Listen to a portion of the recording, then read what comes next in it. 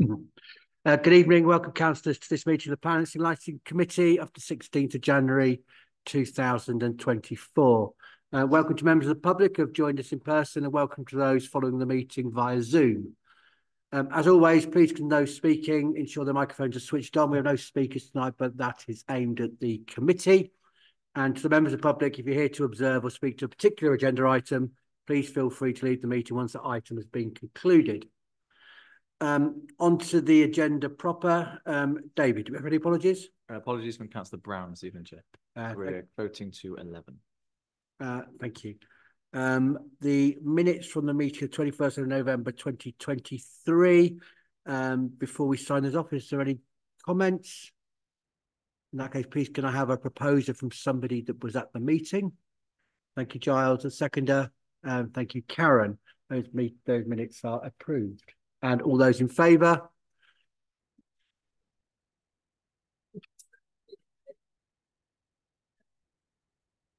November 21st, isn't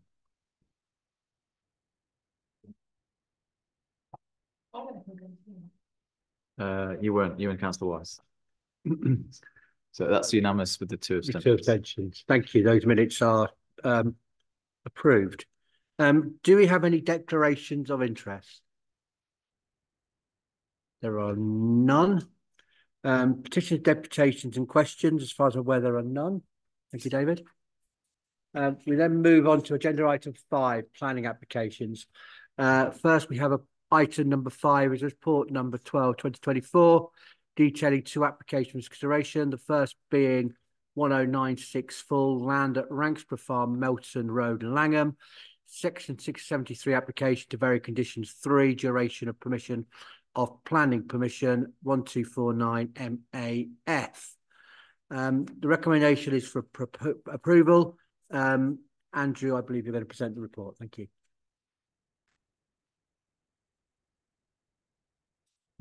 Thank you, Chair. So yes, this is a section 73 variation of condition application to change the time period for the solar farm west of Langham, as you see there on the map. So it was granted in 2022, various conditions, but condition 3 stated that after a period of 30 years, the site would be decommissioned and then restored back to agricultural use. They're now seeking to change that to a 40-year period, and the details in the report I'll go through. Prior to that, though, just to provide a little more context, there's Google Earth image showing the site, various fields. As I said, the permission is extant, so it would go ahead, regardless of this decision tonight. So the permission, the principle of development is established along with visual impacts and landscape impacts. That's the general overview of where the panels would go. The general arrangement and typical arrangement there. And then just a few photos for context that were provided with the previous application. So this is looking from Cold Overton Road, looking north, and before and then after, you sort of see the difference there, sort of the dark shading, as it were. And similarly here before, a little bit further down the road, Cold Overton, before and after. Again, you can just sort of see on the horizon bit. And finally from Cold Overton itself, before and after in the distance there. The other conditions included on the permission include things like landscaping that would be well established by the time we reach year 30. But essentially, it is still required. We do want it to be decommissioned when it's no longer fit for purpose and is functioning inefficiently. But essentially, the developers have looked at this and found that 40-year period is more reasonable, given that they would be maintained at a high standard. There's no reason why they can't function till that 40-year period, so that we could, at a national level, still have the benefits of that renewable energy. Our development plan supports this, and there is a clear and identified need. And let's say landscaping will be well established by that time, so that there wouldn't be any additional visual impact from that. We've received comments from the parish, not objecting in principle, but they relate to compensation. This was considered at the time of the previous application and found that this wasn't a planning requirement, wouldn't meet the cases of SIL. We've also had 2 objections from local residents, again, primarily just relating to the impact, which has been previously considered by the previous application. In conclusion, therefore, we do consider that the additional 10 years would be a benefit, would be compliant with the development plan. It's therefore recommended for approval with those conditions carried over previously. One final amendment to that is that there's currently a discharge condition application in for the archaeology aspects of the proposal, and Leicestershire Archaeology have come back and said that they're happy with the written scheme of investigation. So with members' permission, condition 4 in the report would amend to say that I would be in compliance with the written scheme of investigation. So yes, recommended for approval subject to those conditions. Thank you. Thank you, Andrew. We don't have any speakers, and I do not believe we have the ward member here this evening. So panel, over to you for questions and debate. Councillor Corby. The question really, having been very heavily involved in Mallard Pass with solar panels there, so I accept obviously the planning permission's been given. The life of the scheme moving from 30 to 40 years, a lot of what I understand about the lifespan of solar panels is they don't last much longer than 30 years. Have they produced any evidence to show that they will last over 30 years? Or the maintenance they're planning, you know, will over the 40-year lifetime of the developments, will they be changing panels throughout? What I'm trying to get at is, after 30 years, are they going to be completely redeveloping and replacing all the panels? So I think the standard that certainly I've seen on like you say, the Mallard Pass scheme and other sort of nationally significant infrastructure projects, so the larger schemes than this, they are now all talking about a sort of 40-year period, permission period. I think the key thing that we have in terms of the application here is, again, condition 3 that talks about the 40-year period, but then it also says that if the site stops generating electricity at any point, then it's within 12 months of the expiry upon the date on which the solar panels no longer generate electricity, or 40 years, whichever is the longer. So if it stops generating at year 30, 12 months after that, we would expect it to be removed. I think that the issue is that the applicants, looking at all the evidence that they've got, is that these panels will last for 40 years. And therefore, why would you not take the benefits of that renewable energy for an extra 10 years? The key thing for us in the consideration is that it doesn't generate any additional environmental impacts that weren't considered at the original application stage. So for all intents and purposes, there'll be no additional impact on landscape, because the landscaping scheme that was approved previously and would have been mature at 20 plus years, that will still be there and be maintained. So I think overall it's reasonable to accept the 10-year addition. Thank you. Councillor Payne, did you have your hand up previously? Well, thank you, Chair. Yes, but most of what I was going to raise has been very properly raised before. I'm just assuming that they've realised that with the new developments that are coming through, literally month by month, they can get more life out of the panels than they originally expected, and that's why they've come back to it. Thank you. Thank you. Yeah. Yes. So I was just going to say yes. Believe that is the case. Councillor McRobb. Just for clarification, Justin, I think you said that condition 3 specified that if the panels cease to generate.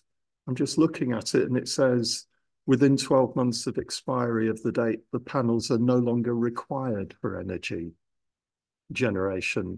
I wonder if you could clarify that, please. Yes. Well, I mean, we can change the wording. I suppose my interpretation is, if they're no longer generating, they're no longer required. So I mean, we can have a look and potentially tweak the wording of that to be clear on that point.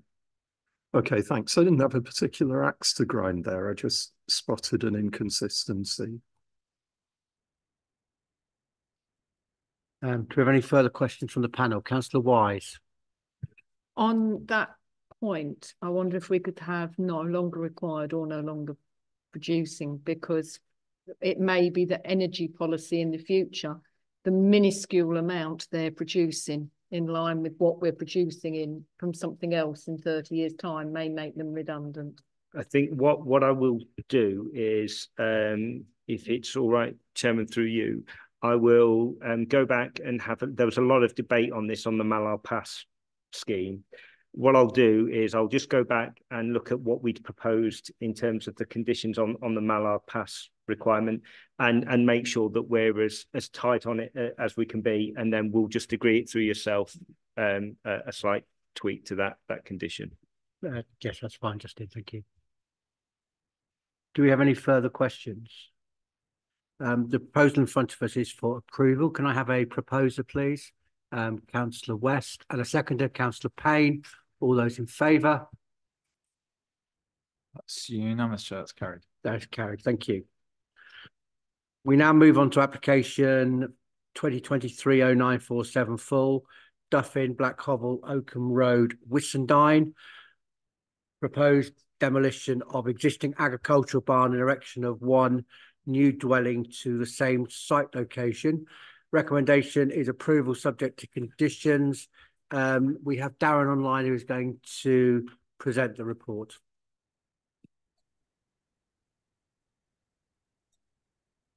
Thank you, Chair. Members will also note that with this this committee item, there is an addendum report in relation to a couple of typos within the report, one relating to a missing reason for condition 16 and the identification of 3 policies that aren't relevant to the consideration of this application. In addition, the applicant's agent has agreed the proposed pre-commencement conditions.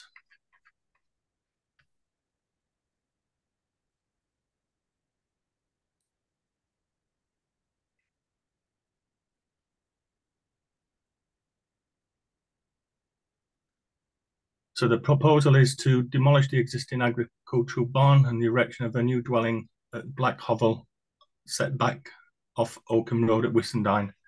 This slide shows the general location of the barn in relation to these villages of Whissendine and Langham, with the Wrights Lodge farm complex on the opposite side of the Oakham Road. This is a close-up aerial view showing the barn, access track, Oakham Road, and again Wrights Lodge farm buildings on the opposite side. This is the view of the agricultural barn, which got asymmetrical roof, a large steel fabricated building, quite traditional of modern farm buildings, with the vehicle access and the far left-hand corner of this photo. This is a view looking along Oakham Road back towards Langham. This shows a view in the other direction towards Whissendine. The car, as you see in that picture, is the vehicle access serving Wrights Lodge Farms. This is a view of the barn, which is on lower ground, set well back from the road along the existing farm track. This is the barn from the rear. This image shows the existing and the proposed footprints. The yellow being the existing agricultural barn, the red being the proposed U-shaped replacement dwelling. And for easy identification, in blue is the watercourse, purple dash line is a public footpath, and the dark green is the bridle way that runs along the ridgeline. This slide shows a selection of images that will show you as we move forward from different advantage points. 4 from along the bridle way, and 4 from the footpath. First one is a distant view of the site from Oakham Road, adjacent to Bridleway and the footpath. This is an image further along from the top of the Bridleway. This is again further along the Bridleway with the topography and undulating countryside, with only the roof line of the existing barn visible. To the rear, obviously, is Lodge Farm barns, which are more prominent in this image. In this image, the roof line of the existing barn is almost unnoticeable, with just that light grey being visible. This viewpoint is from the footpath, shows the side of the barn and the rear. Further along the footpath as you walk round to the back. This is as you walk past the barn, and this is the boundary hedge and trees which screen the barn from this side of the site. Prior approval was granted on this site for conversion of the barn to a residential dwelling. This was the approved block plan. This drawing shows the elevations of the prior approval and the car parking arrangements. As you've seen in the addendum to your report, this is the site and location plan. This is the image of the existing barn. And these are the proposed elevations of the U-shaped dwelling with various different ridge heights and detailing to try and reflect a traditional farm building in the county. This elevation drawing shows the different ground levels and what would be visible from the Oakham Road. The purple dashed line is what would be visible from the Oakham Road, with what's below not being visible due to the difference in height levels. This is the proposed section drawing. This is the access with improved visibility and management of the existing hedgerows, which has already in part been implemented as part of the prior approval scheme.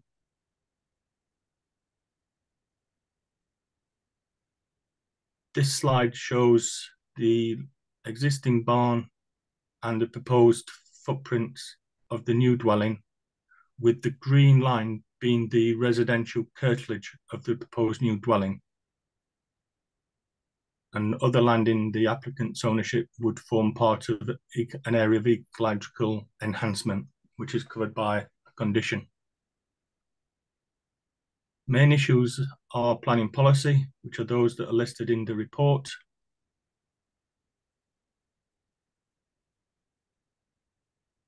Principle of development's been established via a Class Q approval granted under reference 2021-1018 PAD. Highways, got no objection, subject to conditions. The design officer supports the scheme. The design layout is considered appropriate for this location and an improvement over that was approved under the Class Q prior approval. No objection from environmental protection. Conditions are proposed to undertake a contaminated land survey. Existing trees and hedgerows will be protected during construction, and ecological enhancements are proposed for the site and on the surrounding land in the applicant's ownership, and the conditions proposed to ensure these are provided. In conclusion, it's recommended that planning permission is granted subject to conditions.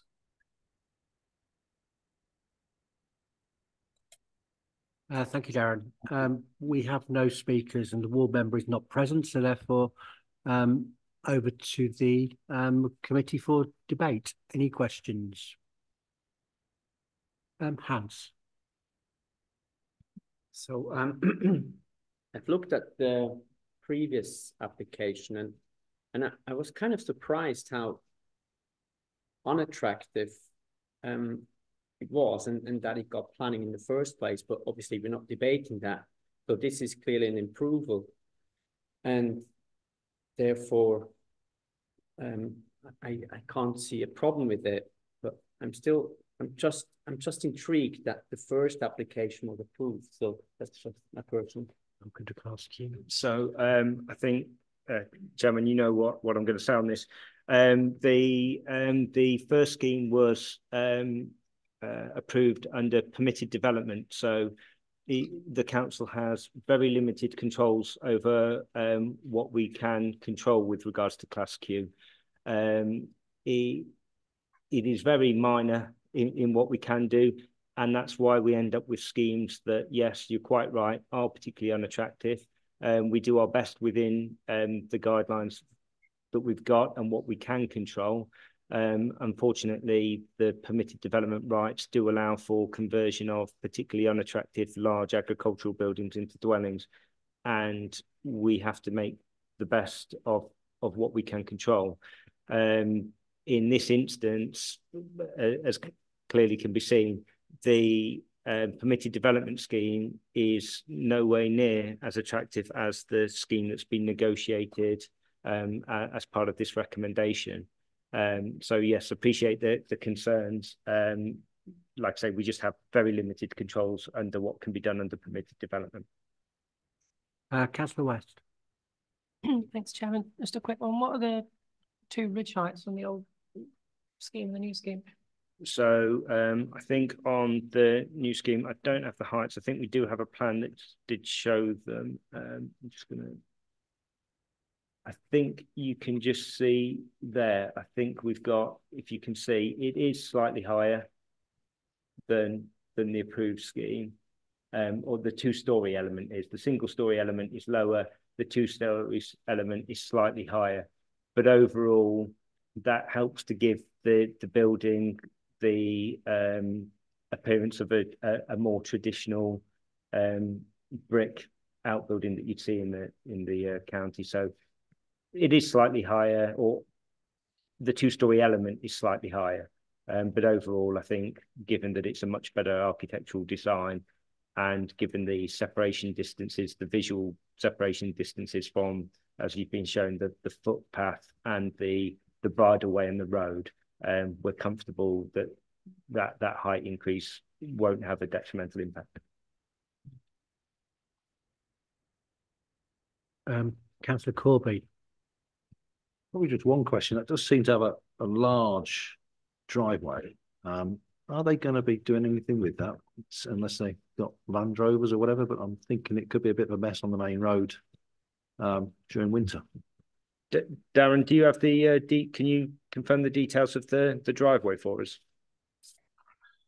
I believe it's going to be, there's the standard highway conditions with regards to it being hard surfaced, you know, the minimum distance set back from Oakham Road, but then it will be gravelled. Yeah, so in which case it will be set back so that the gravel can't spread out onto the highway. Usually I think it's 5 or 6 meters that it has to be set back. But my understanding is that the driveway is similar to what was approved under permitted development. Do you have any other further questions from the panel? Councillor Smith. I may have missed this, but have the roofing materials been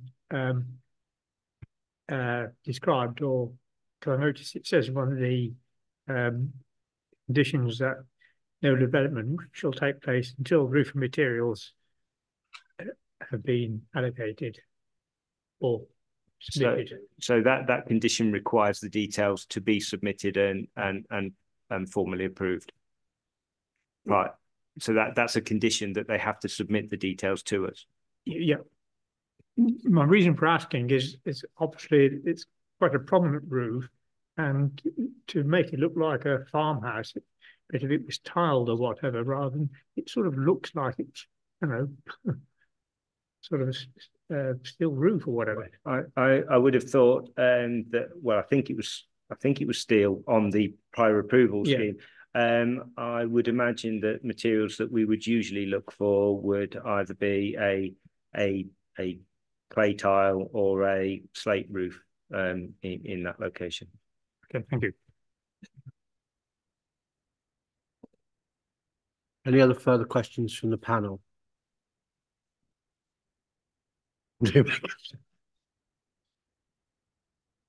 I think that may get appealed, Councillor West. No, if there is no more questions, we now move to the recommendation to approve. Please call the proposer.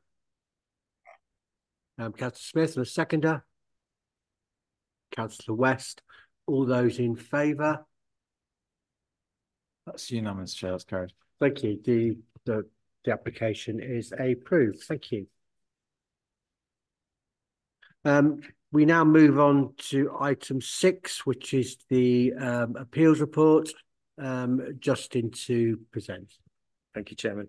So the bottom of page 55 and going over to page 56, we've had a number of decisions. The first one, the applicants Hereward Homes had applied for a couple of stone dwellings on the edge of Empingham. We were successful in dismissing that appeal. And the next one is Stamford Stone, which was at the Big Pits Quarry in Biddle Lane, Clipsham. This was for some holiday accommodation in the base of the old quarry. From memory, I think one of the key things that the inspector found there was that it wasn't a particularly sustainable location. People would be heavily reliant on the car.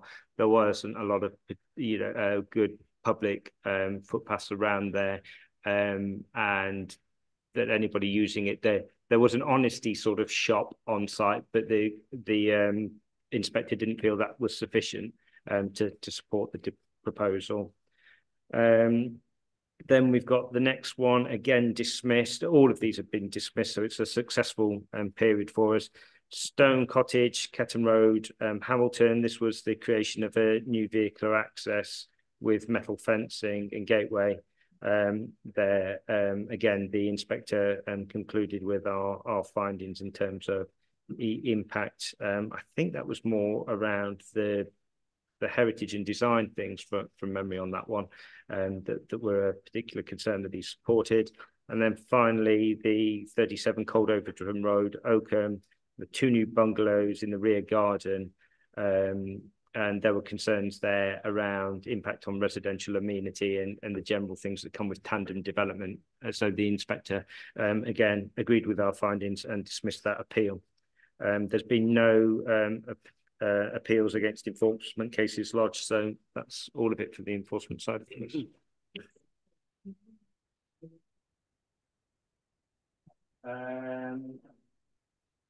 The appeal hearing was last week, I think.